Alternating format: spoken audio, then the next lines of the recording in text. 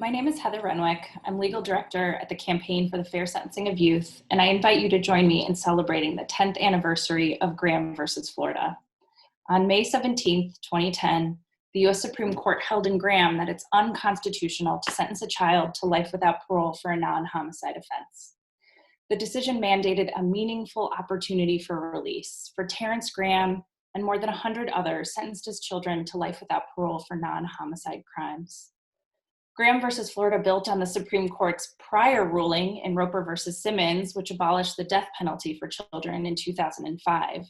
And it served as a crucial step towards the Supreme Court's subsequent decisions in Miller versus Alabama and Montgomery versus Louisiana, which have impacted well over 2,000 people sentenced to life without parole as children. The decision in Graham has also served as the basis for de facto and parole-related litigation, which have impacted hundreds more people around the country. So now I want to introduce Bryan Gowdy and Ralph Brazel. Bryan represented Terrance Graham at the U.S. Supreme Court 10 years ago and continues to represent Terrance today. And Ralph was freed from prison as a direct result of the Supreme Court's decision in Graham versus Florida.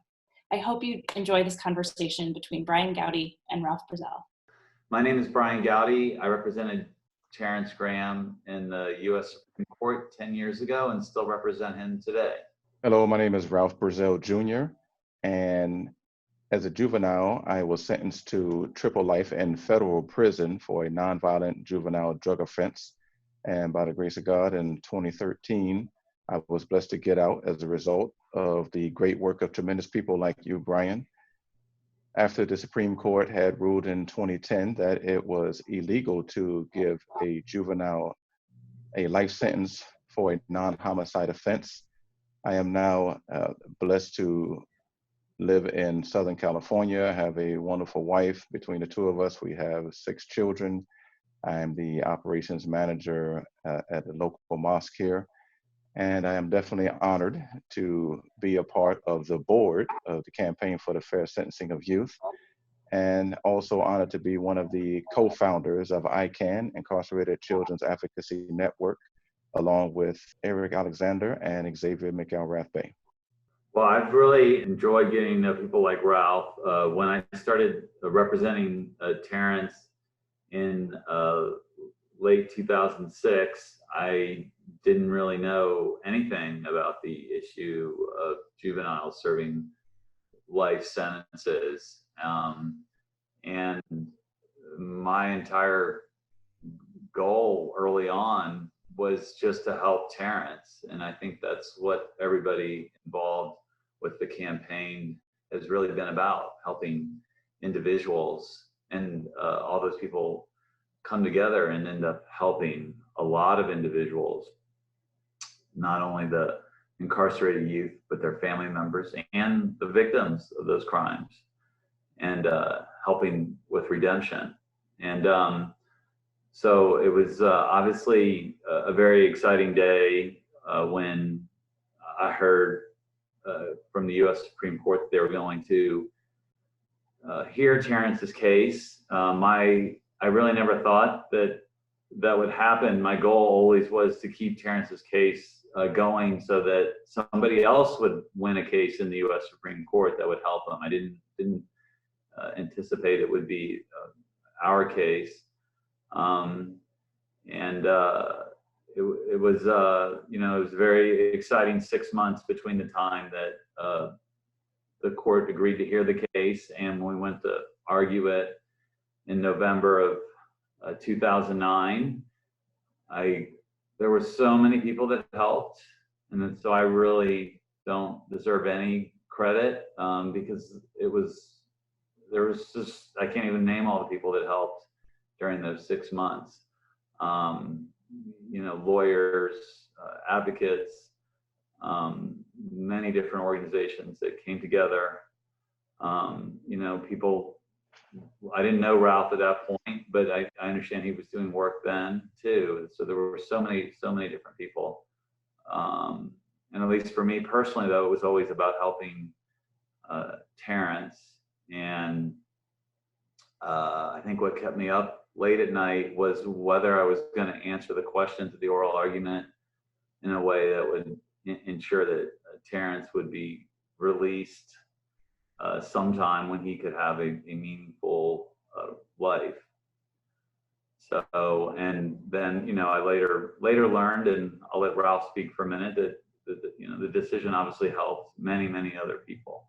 Yeah, just to kind of give a sense of the picture from the other side, where I know there was probably like a big groundswell of hope and overwhelming hope on the outside. The situation on the inside was a lot different, and the reason is because when you're on the inside, every year you hear about this new law that you think can help, and then it ends up not applying to you. It might apply to just a few people, or the Supreme Court rules on it, or whatever court, but it's not retroactive, even though it hits you squarely in the mouth, for lack of a better term. It applies specifically to you. So you build up this defense mechanism. You don't want to get your hopes up.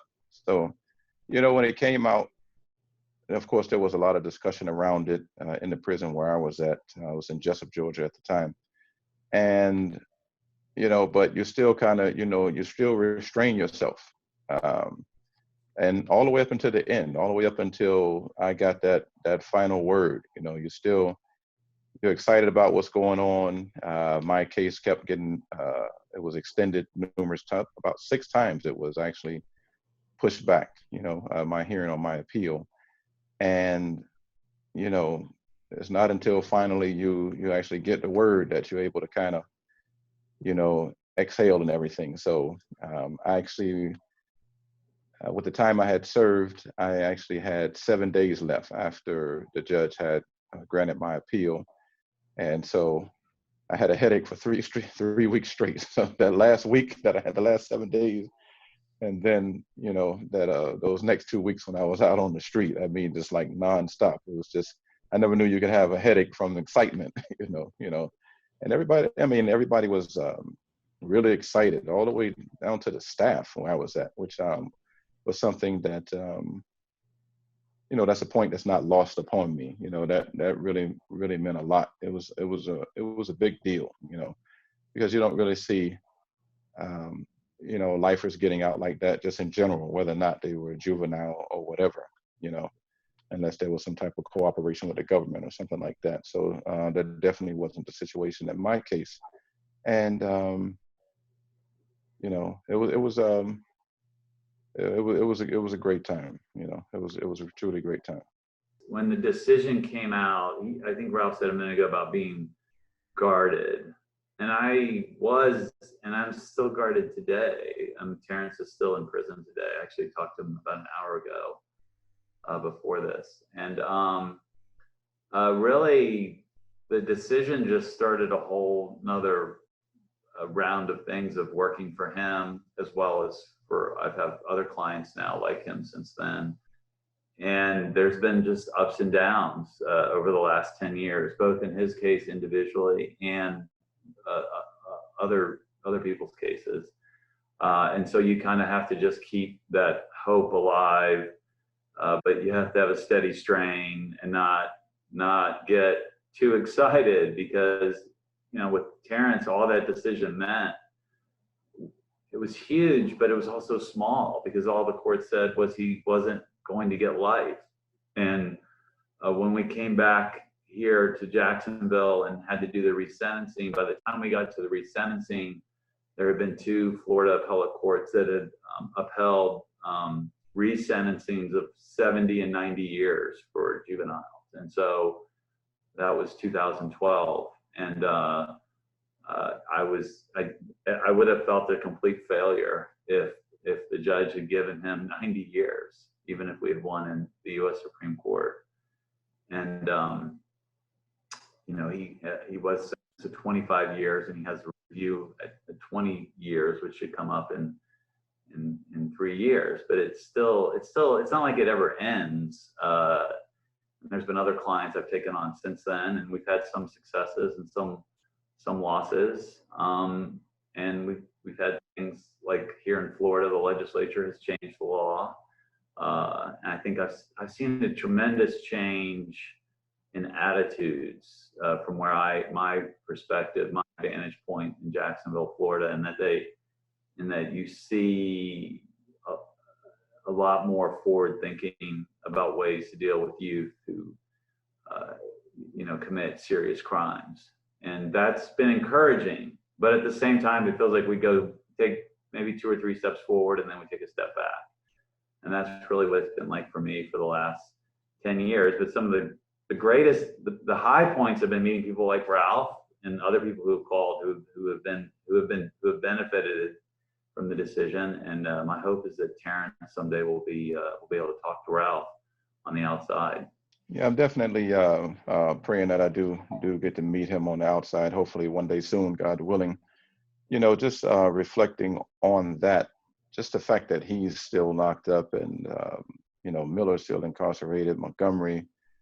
It speaks to the hypocrisy of a lot of the human race, and the hypocrisy is of a level that it would, it could drive a person insane. Like if you're not strong, if you don't have anything to hold on to, anything to cling to, just being exposed to people like Jody, people like yourself, the campaign for the fair sentencing of youth and National Family Network. And it actually restored my faith in humanity, because you just, you got to just kind of picture it that they reached out to me from nowhere. Like I didn't know them at all. I didn't even know that they existed. They had never spoken to me before.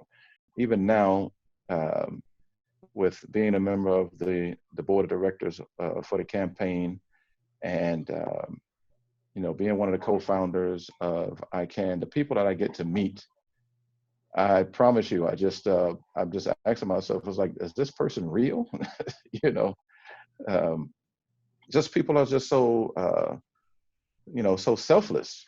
And that's something that continues to give me hope in the face of, a lot of this tragedy, that continues, in our nation and in the world, just overall. I often talk about and, think about the 2 co-founders of ICANN, like Eric Alexander and Xavier McAlrath-Bate. Look at what they were doing. They weren't just sitting in prison, just sitting on their hands, so to speak. They were actually making a concerted effort to improve who they were as human beings. And that work ended up transcending to society, so now they're going before legislatures. They're speaking to legislators on both sides of the aisle. So they have an active role in helping to reshape our society. But these are 2 individuals, as an example, who society had determined that they were just going to throw away. It's a heck of an experience to sit in front of the judge, sit in the courtroom and be told that society doesn't want you anymore at the age of 15, 16, 17, some 12, 13, you just have to just take a minute and try to ponder upon that. Just use Terrance's case as an example, though I've seen this in other cases I've worked on too. What I'm really happy about, I think, is the degree of advocacy, I think, for youth has increased in the last 10 years. My own personal background was, before I worked on Terrance's case, I was a commercial litigator, and that means I represented large businesses. And I was taught how, in those business litigation, to uncover every nook and cranny to win a case. And when I handled Terrance's case, and I came on after he had been sentenced, I found that wasn't really the case with youth. And I was always struck, like, wait a minute, we have lawyers who will uncover every nook and cranny, every little thing to win a case that's about money, but we don't do that when it's about somebody's life. Why is that? And it always struck me as wrong. And in Terrance's case, if you go back and you look, the first time he went in front of the judge, I wasn't involved in the case at this point, but the judge said something just like Ralph said to Terrance. He said, "There's nothing more we can do for you other than lock you up and protect society from you. There's nothing more. And the judge had been given an impression that Terrance had, as I always put it, had grown up with the Brady Bunch and somehow it just turned out bad.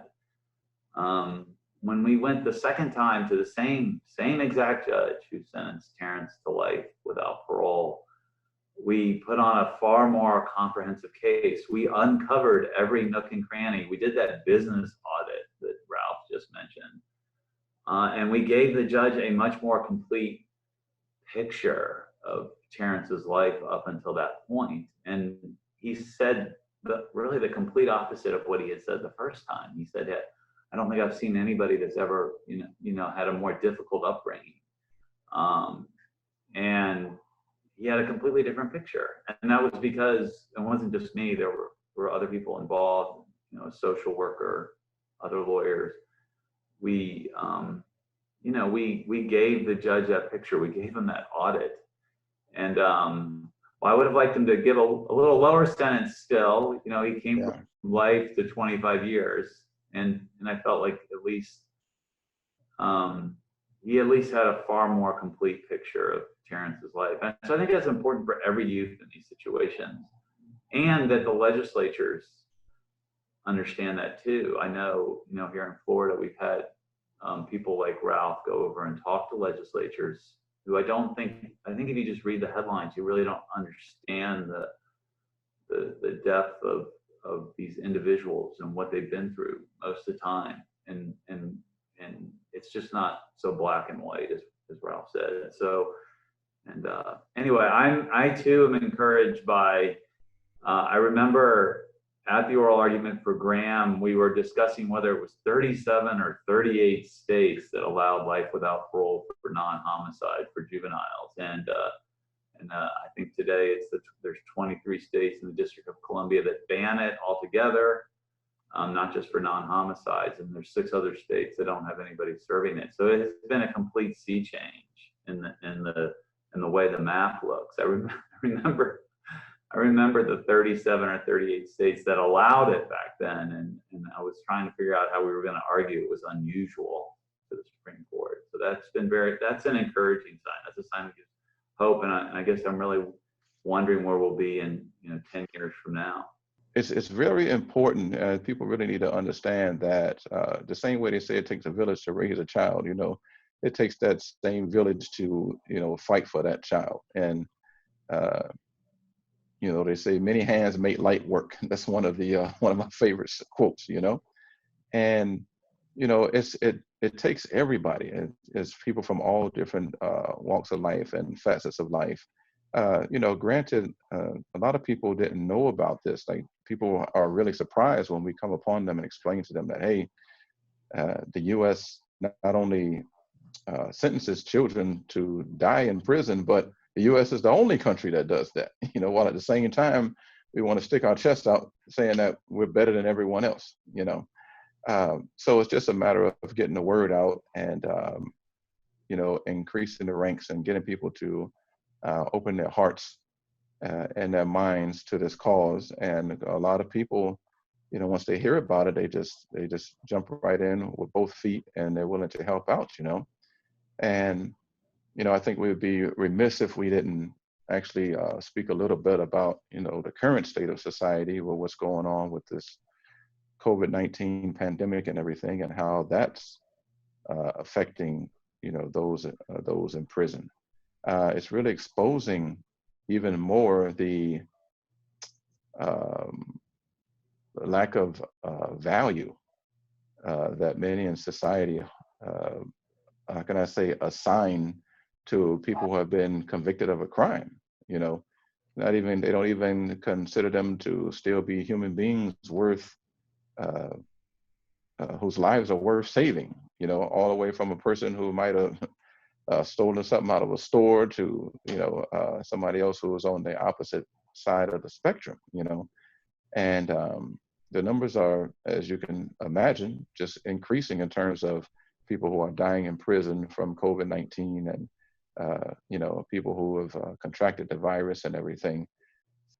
So just in closing, I just want to continue to help to get the word out about the ever-growing membership of the Incarcerated Children's Advocacy Network, also affectionately known as ICANN. There are a growing amount of tremendous men and women, you know, on the front lines. Those were men and women who were children, and they were told that they would be just thrown away by society as children. And they've been blessed to come out, and they're making great strides in society. They're helping to shape and mold a new society and a new world. And I tip my hat to them. And, you know, Bryan, I just want to say, you know, thank you very much for taking the time out to have this conversation with me. I greatly appreciate it. It was fantastic. You know, I love great conversation. And I just want to send a word of thanks to the campaign for giving us this platform and this opportunity to share this story. Well, thank you, Ralph, for everything you've done and for talking to us. Your life is, you know, so spectacular, 6 kids, and it makes it really feel good that to see that you and other people like you have really have such an enriching life. And I want to thank the campaign for everything it did in Terrance's case and has done in so many other cases and legislation and so many other forms of advocacy for children. And I'm sure it'll be here in another 10 years, or when we're talking about the 20-year Graham anniversary. And I hope long before we get to that next anniversary, you know, Terrance will be out and he can come to one of the campaign meetings and meet all the wonderful people that have worked so hard for his case and so many other youth over the years.